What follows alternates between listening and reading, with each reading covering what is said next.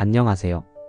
오늘은 다소 어렵게 들릴 수 있는 주제지만 사실은 우리의 생활과 미래에 매우 밀접한 관련이 있는 온실가스 감축 사업과 탄소 크레딧에 대해 이야기해 보겠습니다. 먼저 왜 이런 개념이 생겨났는지부터 짚어볼까요?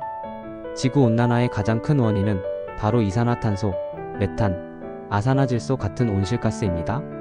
산업혁명 이후 인류는 엄청난 양의 화석 연료를 사용했고 그 결과 대기 중 온실가스 농도가 급격히 증가했습니다. 지금 우리가 겪는 기후위기, 폭염, 가뭄, 홍수, 산불이 모두 여기에 연결돼 있습니다.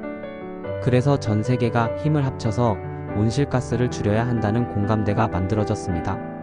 하지만 문제는 모든 나라와 기업이 똑같이 줄일 수 있는 상황이 아니라는 점이죠. 예를 들어 어떤 나라는 재생에너지를 빠르게 확대할 수 있지만 또 다른 나라는 아직 석탄 발전에 크게 의존할 수밖에 없을 수도 있습니다. 이런 불균형을 해결하기 위한 장치가 바로 탄소 크레딧, 카본 크레딧입니다. 탄소 크레딧을 간단히 말하면 온실가스를 1톤 줄였다는 것을 증명하는 증서입니다. 국제적으로는 1크레딧은 이산화탄소 1톤 감축으로 통용되죠. 숫자로만 들으면 잘 와닿지 않으실 수 있는데요. 보통 승용차 한 대가 1년 동안 배출하는 이산화탄소가 약 2톤 정도입니다. 즉 탄소 크레딧 2개는 자동차 한 대가 1년 동안 뿜어낸 온실가스를 상쇄할 수 있다는 의미죠. 그렇다면 이 크레딧은 어떻게 만들어질까요? 여기에 등장하는 것이 바로 온실가스 감축 사업입니다. 온실가스 감축 사업은 두 가지 방식으로 나뉩니다. 첫째, 배출 자체를 줄이는 것. 예를 들어 공장에 최신 설비를 도입해 에너지 효율을 높인다든지 석탄 발전 대신 태양광이나 풍력 같은 재생에너지로 대체하는 것이죠. 둘째, 흡수하거나 저장하는 것. 대표적으로 나무를 심는 산림 사업이 있습니다. 나무는 광합성을 통해 이산화탄소를 흡수하니까요. 또는 탄소 포집 저장 기술, 즉 대기 중 이산화탄소를 직접 모아 땅속 깊이 저장하는 기술도 여기에 해당됩니다. 이렇게 사업을 통해 실제로 온실가스를 줄이면 그 성과를 국제 기준에 맞게 검증받게 됩니다. 제3의 기관이 정말 이만큼 줄였는가? 를 확인하고 그 결과를 인정받으면 탄소 크레딧이 발급됩니다. 그럼 이 크레딧은 어디에 쓰일까요? 크게 두 가지 시장이 있습니다. 첫 번째는 의무 시장 컴플라이언스 마켓입니다. 각국 정부가 정한 감축 의무를 지켜야 하는 기업들이 탄소 크레딧을 활용합니다. 예를 들어 어떤 기업이 10만 톤의 온실가스를 배출했는데 법적으로는 8만 톤까지만 허용된다면 초과된 2만 톤을 줄이지 못한 대신 다른 곳에서 발급된 2만 개의 탄소 크레딧을 구매해서 제출할 수 있습니다. 이렇게 하면 규제를 지키면서도 현실적인 비용 부담을 나눌 수 있죠. 두 번째는 자발적 시장 발런테리 마켓입니다. 법적으로 강제된 것은 아니지만 기업 이미지와 ESG 경영을 위해 스스로 크레딧을 사는 경우입니다. 예를 들어 항공사에서 승객이 비행기를 탈 때 발생하는 탄소를 상쇄하기 위해 크레딧을 구매한다는 캠페인을 볼 수 있는데 바로 이런 경우죠. 기업 입장에서는 사회적 책임을 다했다는 이미지를 얻고 소비자 입장에서는 조금 더 친환경적인 선택을 했다는 의미가 됩니다.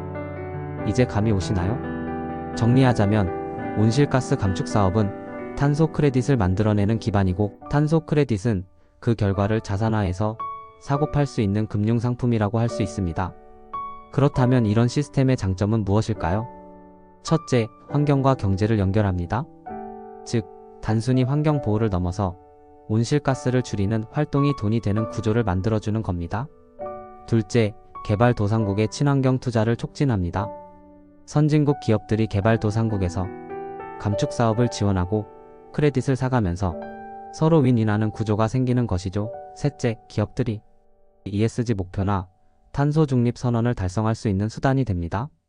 물론 단점이나 논란도 있습니다. 첫째, 검증의 문제입니다.